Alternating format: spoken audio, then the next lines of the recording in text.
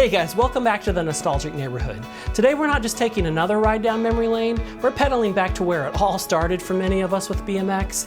Forget the high-end models we lust over today, we're going back to our very first bikes, the ones that got us into the sport. Put a kid on a Schwinn BMX. Huffy BMX bikes, Stu Thompson's. The result? A flash of white lightning. Raleigh aero burners. From Huffy, America's first choice. Team Murray X20R, made for champions like you. Catch one if you can. Think back to your first BMX bike. Maybe it was a glossy department store special or a rugged hand-me-down. These bikes were our first taste of freedom, the first pedal on a journey that many of us are still riding today. Just a few days ago, I posed a question on my Instagram, what was your first BMX bike? And the response was overwhelming, tugging at heartstrings as many of you shared not just the models of your first bikes, but also some really cool stories that came with them. And I've compiled all your comments into a spreadsheet to analyze the trends, and the insights are fascinating. From the nearly 200 responses, Huffy took the top position at 17%. Mongoose followed at 11%. Schwinn captured 9%, and then both Raleigh and Murray each took 8%. Diamondback and GT were each first bikes at 5% for the respondents, while Dyno and Redline each secured 4%, and then Kent received 3%, Haro 2%, and then approximately 35 other brands collectively accounted for 24%, each falling within the half to 1% range. I expected Huffy to take the top spot considering their widespread availability and strong advertising. They even sponsored legendary riders like Stu Thompson. However, despite their popularity, many of us felt a bit embarrassed riding Huffy bikes, especially if our friends sported flashier brands like GT or Mongoose. And I thought Huffy BMX was totally history, but in an interesting turn of events, Huffy is currently revitalizing their BMX racing division, and it's pretty cool. Definitely check out their social media for the latest updates, and maybe they'll join the bandwagon and create a couple of retro models too. I was kind of surprised to see Mongoose ranked in second place here, considering they were viewed as a premium brand in the 70s and 80s, and it's possible that their shift to a department store brand in the 90s influenced the results. However, many of the comments specifically mentioned classic models like the Californian and Super Goose, which is kind of interesting.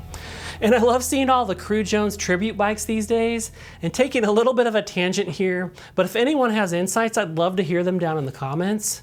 But I've always wondered about Mongoose's portrayal in the 1986 movie Rad.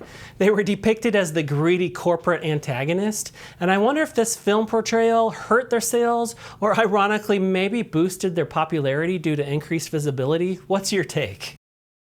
Schwinn takes the third spot on our list. They've been a household name in BMX since the 70s, making it a common hand-me-down bike during the 80s. And there were a couple of Predators mentioned in the comments, but what's fascinating is how many of the first BMX bikes were actually modified Schwinn Stingrays. Reading your stories about transforming these classics into something uniquely yours has been incredibly inspiring. Raleigh also came in strong, and I've got to admit, I was a bit surprised to see them ranking so high as a first bike.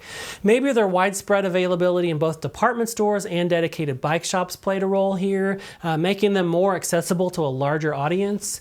And additionally, Raleigh was a particularly popular brand among our friends in the UK, with many of you reminiscing about your Rampar and Burner models. All right, another tangent from BMX here, but my wife and I got matching his and hers Raleigh hybrid mountain bikes about 25 years ago, and I got bored of mine and sold it a long time ago, but she still has hers and it's held up really well. I initially thought both Huffy and Murray would dominate the top spots, but I was quite off about Team Murray. They weren't as common as I expected, and I vividly remember the catchy Murray TV ads featuring that jingle where they'd go, "Murray moves you." And it's interesting to reflect on how brands like Murray and Huffy, even though they were often viewed as lower tier bikes, they actually sponsored legitimate racing teams in the early 80s, and they even had a notable presence in the Donruss trading card series, which was a staple of my childhood collections. And it goes to show that despite their reputation, these bikes played a significant role in the competitive scene of the time. Reading through the responses on the Instagram post was awesome. Many of you shared memories of receiving your first bikes as birthday or Christmas gifts. sometimes even sharing the experience with a sibling. And the stories ranged from using a humble department store bike to deliver newspapers, saving every penny to upgrade to dream bikes like a Haro or a GT, to those summer days spent mowing lawns to gather enough cash for that much coveted ride. And unfortunately, some of the tales had a bittersweet ending, with these prized bikes being stolen shortly after getting them. And it's touching and sometimes heart-wrenching to hear how deeply these bikes were woven into the fabric of our childhoods. Our bikes were the common thread that bound us kids together across the neighborhood, and we went on adventures into the woods. We rode across town to the candy store and to the gas station. We built rickety jumps and raced in empty lots. Man, those were the days. And those memories not only bring us back, but they also fuel this channel and our passion for bikes. Personally, my BMX journey started with a metallic blue Murray from a department store, probably Kmart, back around 1982 or 83. And before that, I had some random forgotten bike with a banana seat. And we weren't poor, but convincing my parents I needed a more expensive bike was a real challenge. And one time while my dad was away, I managed to persuade my mom to upgrade me to a Huffy Sigma because it was on sale.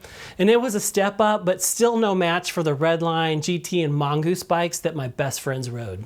I didn't stop pushing though, and while I never got the GT Performer or the Trickstar that I dreamed of, I did eventually convince my dad to let me get a Dyno Detour, and that was a fair compromise. And we ordered it from a magazine ad, and I'll never forget the day it arrived. I was across the neighborhood at a buddy's house when the UPS driver, who knew my family because of my dad's frequent deliveries, he stopped to tell me that he had just dropped off my bike, and I raced home faster than ever, thrilled to assemble it and start riding, and it was truly awesome, and I remember it like it was yesterday. But yeah, it's a bit of a shame that those old department store bikes don't get as much love these days. Sure, they weren't as durable or high performance as the pricier models, but they were accessible. They allowed countless families to give their kids a bike without breaking the bank, acting as a gateway for many of us into the world of BMX. And these bikes were crucial stepping stones, helping to cultivate the enthusiasts who would later cherish the high-end models that we all adore today. And it's definitely something cool to reflect back on. I hope this trip down memory lane has stirred some fond memories for you, maybe even brought a chuckle or two remembering those old TV commercials. And what was your first BMX? Did it come from a department store, or did you pick it up at a legit bike shop? I'd love to hear your stories in the comments below. And if you enjoyed this nostalgic dive into BMX history, please hit that like button, subscribe, and ring the bell to join us for more journeys back in time. Thanks for tuning in, and remember to keep those wheels turning. All right, bye-bye.